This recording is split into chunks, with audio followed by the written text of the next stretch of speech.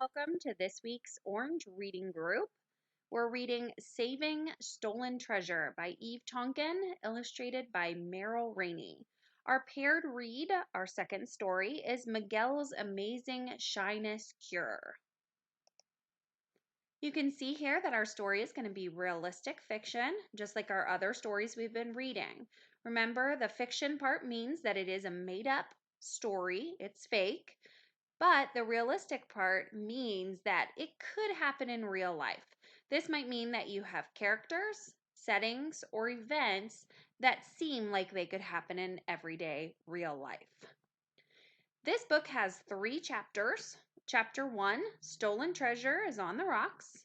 Chapter 2, Working Together. And Chapter 3, Opening Night. Then we'll look at those respond to read questions. Then we'll read Miguel's Amazing Shyness Cure. And after that, we'll look at the Make Connections questions, which are your questions 5 and 6. Chapter 1, Stolen Treasure is on the Rocks.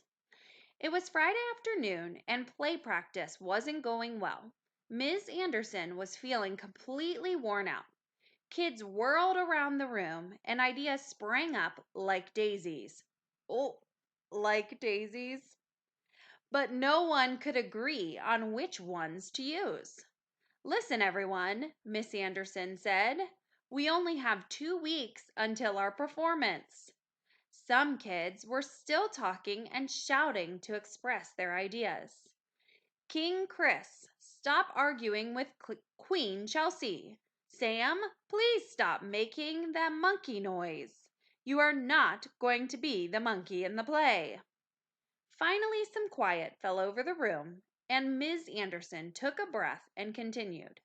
We must decide by Monday what the treasure is going to be. Spanish gold or jewelry. A few kids started mumbling in the back. This is serious, class. Right now, stolen treasure is on the rocks. The class was silent again, and Ms. Anderson smiled. Things will be better on Monday, she said. I, for one, am looking forward to going with my husband to the swing dancing championships on Saturday. Have a good weekend, everyone. To the class's surprise, Mr. Kowalski, a substitute teacher, was in the classroom on Monday morning. Ms. Anderson broke her leg dancing, he told them. Oh, no, Erica exclaimed. When will she be back? I don't know, Mr. Kowalski said. But I do know we need to get started with play practice. Only if I can play a monkey, Sam chimed in. Everyone groaned. Rainey muttered, just as long as I don't have to wear that stupid hat. You have to wear the hat, objected Violet. Don't be fussy. Ms. Anderson says you need to decide what the treasure is going to be, said Mr. Kowalski. Jewelry, shouted several kids. Spanish coins, said others. Settle down, said Mr. Kowalski. I can see that I will need to talk to Ms. Anderson before we can continue. So everyone take out your reading. Chelsea and Erica looked at each other in dismay. We're wasting precious time, Chelsea whispered. Erica's gaze strayed to the class portraits on the wall. It was Ms. Anderson's idea to take everyone's photo on the last field trip. We need Ms. Anderson's advice. Let's visit her after school, she whispered back. Stop and check. Why does the class have a substitute teacher? Yes, because Ms. Anderson broke her leg swing dancing. Chapter 2, Working Together. On Tuesday afternoon, Erica and Chelsea went to Ms. Anderson's house. Ms. Anderson lived next door to Erica. She'd known Ms. Anderson long before she became her student. Mr. Anderson answered the door. Hi, Mr. Anderson, Erica said. How is Ms. Anderson? Not that great, Mr. Anderson replied. She's been worried since the substitute teacher called to say that the play wasn't going well. We can't do it without her, Chelsea replied. Unfortunately, you'll have to, Mr. Anderson said. She won't be coming back to school for a few months. Can we please see her? Chelsea asked. I'm sure she would love that. I'll let her know you're here. We can't ask Ms. Anderson for advice now, Erica whispered to Chelsea as soon as he had gone. We need to cheer her up, not make her worry even more. It was strange to see Miss Anderson with her leg in a cast and piled high on pillows. Don't look so worried, she said to the girls. I'm enjoying the rest. We brought you a get well card, said Erica, opening her backpack. That's very thoughtful, Erica, said Miss Anderson. How's everything going? Play practice was tough at first, Erica said, but it will get better. That's great news, exclaimed Miss Anderson. The next day in class, Mr. Kowalski announced, Erica and Chelsea have something to say before we start. We went to see Miss Anderson after school yesterday, Erica told everyone. She won't be coming back for quite a while. Everyone started talking at once. How big is her cast? Called Sam. It's huge, said Chelsea. Her whole leg is in the cast, and she has to keep it elevated. Elevated, of course, means why she was up on pillows. She has to keep it up in the air.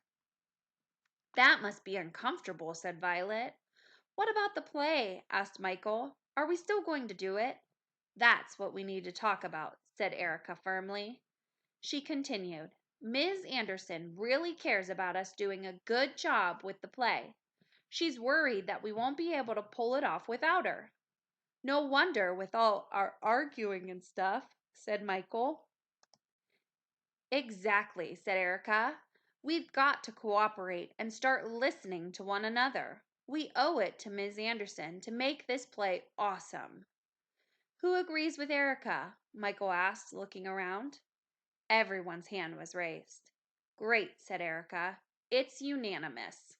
Now, what should we work on first? Now, unanimous, you can see that everyone's hand is raised, so we know that unanimous means everyone's in agreement. For a start, Sam, you can be the king's tiger, not another monkey, Violet said. Sam nodded. And no more arguing about the treasure, Chelsea added. Let's vote on it now. I have another idea, said Jaden. Why don't we have coins and jewelry? That way everyone gets what they want. Yes, everyone replied in a chorus. Let's have both. Let's write about the part about the treasure into the play now, Violet said.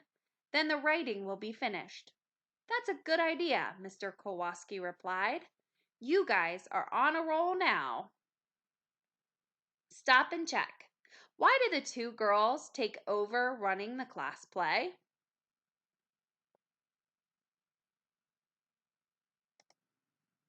That's right. They take over running the class play because they want their teacher to not worry about what's going on with the play, especially since she's home with her broken leg. Chapter 3, Opening Night. On opening night, Ms. Anderson couldn't wait to see the play. According to the latest reports from Mr. Kowalski and Erica, her class had done a great job of working together. Ms. Anderson whispered to Mr. Anderson in Mr. Anderson's ear, Could you please go backstage? Tell the class that they don't have to break a leg because I already did it. Their success is guaranteed. Now, you may not know that break a leg is what you say when somebody is going to perform on a stage because it's bad luck to tell them good luck. You tell them break a leg. So she's making a really funny joke there. Mr. Anderson nodded. He went backstage and came back a few minutes later, giving Ms. Anderson the thumbs up. The lights dimmed and the audience settled down. On stage, the class was having a fantastic time. Their good ideas had taken root and grown into a magnificent tree, heavy with stories and wondrous to climb. Do you see the imagery there? They're showing you that their ideas almost have roots that grow down into the ground and have turned into a huge, glorious tree because of all the stories and all the wonder or things that make you imagine that they could climb up into that story. Everyone's ideas had helped to make the play about a stolen treasure better. The class had fun working together too.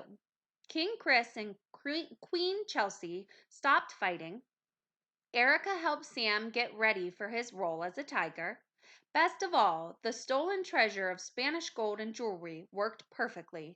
It sparkled in the bright stage lights.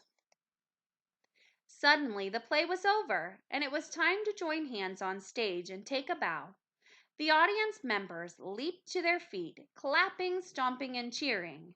Ms. Anderson cheered loudest of all. Erica gave the signal, and the fourth graders began to chant, Miss Anderson, Miss Anderson. Mr. Anderson helped his surprised wife up onto the stage. Her class encircled her as King Chris and Queen Chelsea presented her with a bouquet. Ms. Anderson took the microphone. I'm so proud of my wonderful class tonight, she began, her voice full of emotion. They wrote the play themselves, and then I went and broke my leg. It wasn't always easy, but they really pulled together. Everyone exchanged proud smiles as another round of applause shook the auditorium. Stop and check. Why did the class call Ms. Anderson up onto the stage?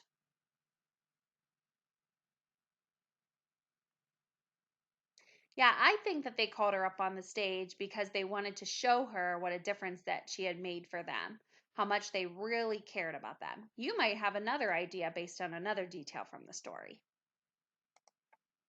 Now's your time to answer questions 1, 2, 3, and 4. You can feel free to pause the video, answer your questions, open up the paper copy of the text and use it.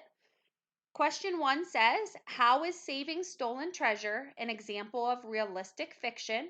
Use details from the story to explain. Remember, that means that you need to figure out the reasons you can see that this is realistic fiction, and you need to explain it by giving at least 2 examples from your story. Number 2, what problem is the class having at the beginning of the story? What's the thing that's going wrong that's getting everyone upset? Number 3, what does the simile ideas spring up like daisies on page 2 mean? Remember that thing we talk about with similes, they don't mean exactly what they say. So you've got to explain using your text and your context clues what you think this simile is. Number 4, write about Erica's problem in the story and how she solved it. So if we look at what happened with Erica and what's going on in the story, what went wrong and how did she fix it? When you're done answering those 4 questions, you can move on to our paired read. This week, it is also another realistic fiction story. This is titled Miguel's Amazing Shyness Cure. Miguel aimed the basketball at the hoop.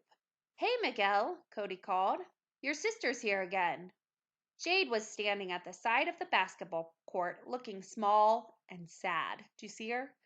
She's all kind of small and maybe crouched down and looking really sad. Miguel walked over to his sister. What's up? He asked her gently. Why aren't you playing with the kids in your class? Jade's cheeks reddened and she kicked a pebble. Do you see how she's feeling? She's turning red. She's kicking a pebble. I kind of see her, I imagine her that looking at the ground, and you really can see that she's just super embarrassed. Miguel knew that it was tough for Jade being shy. It was especially hard now that Sarah, Jade's best friend, had moved away. Miguel felt sorry for Jade, but he also felt annoyed. These days, she hung around him all the time. I'll walk you back to class, he said. After school, Miguel met Jade in front of the school. This is for you, she said, handing him a picture. We had to draw our best friend, so I drew a picture of you shooting hoops. Miguel admired the picture. It's awesome, he said, smiling at her. At home, Mom was making Jade's favorite dessert to cheer her up. If only I could give her something to cure her shyness, Miguel thought. Suddenly, he had an idea. I have an announcement, Miguel said later that night at dinner. Jade gave me a drawing today, and I have something for her. He handed her a box with Miguel's amazing shyness cure written on it. Jade opened the lid. Miguel's favorite azurite crystal lay inside. It helped me when I was shy, he explained. You carry it in your pocket, and when you feel shy, you squeeze it, take a deep breath, and your shyness goes away. Wow, thanks, Miguel, Jade said, her eyes shining. I can't wait to try it tomorrow. Now that we've read this story, you're going to answer your last two questions. These will be questions 5 and 6. They come from down below on the Make Connections. 5 is, how do Miguel's actions show that he cares about his sister? So, like our other story where we saw that her brother cared about her, what does Miguel do in this story that shows he cares about his sister? And then number 6, how do Erica in Saving Stolen Treasure and Miguel in Miguel's Amazing Shyness Cure alike? Okay, so in this question, you want to make sure that you talk about how Erica is like Miguel. Figure out what they have in common, what's alike between them. And you want to prove that, don't forget to use details on all of your questions. This one needs 2 details, one from each story. Be careful that as you're answering that you're answering all parts of your questions, and make sure that you are including details on all of your answers, okay? Remember, your teachers are here to help you. We will gladly answer any questions or guide you if you're not sure how to answer a question. Just reach out, email, talk to us. We would love to help. Good luck.